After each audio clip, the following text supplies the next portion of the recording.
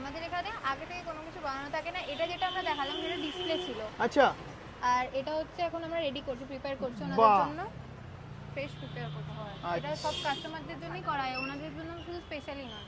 নমস্কার বন্ধুরা, আজকে কিন্তু চলে এসেছি কলকাতার দিশা দিদির দোকানে, যেখানে সমস্ত টাইপের চিকেন হোক, ফিশ হোক, ফ্রাই আইটেম পাওয়া যাচ্ছে। কি দিদি, তাই তো? একদম, একদম। আচ্ছা, তো মোটামুটি আমাদের একটু ইন্ট্রোডিউস করিয়ে দাও যে কি কি রেখেছো আজকে, দেখি আমাদের দাও। এখানে সবই ফ্রাইড আইটেম। আচ্ছা, যা দেখা যাচ্ছে সবই কিন্তু ফ্রাই আইটেম দিদিভাই বিক্রি করছেন। পপকর্ন আছে, এখানে ফিশ বল আছে, কাটি কাবাব আছে, ফ্রেঞ্চ ফ্রাইস আছে। আচ্ছা, আর- স্টার্ট আপটা করা দিদি কবে থেকে?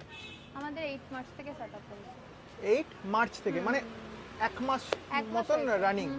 রানিং। তো বুঝতেই তো পারছো, দিদি কিন্তু একেবারে হার্ড ওয়ার্কিং, কলকাতার রাস্তার পাশে দাঁড়িয়ে এরকম টাইপের ফ্রাই আইটেম বিক্রি করছেন। আচ্ছা দিদি, তো আমরা তোমাদের এখান থেকে কোন আইটেমটা খাবো বলো, একটু সাজেস্ট করো।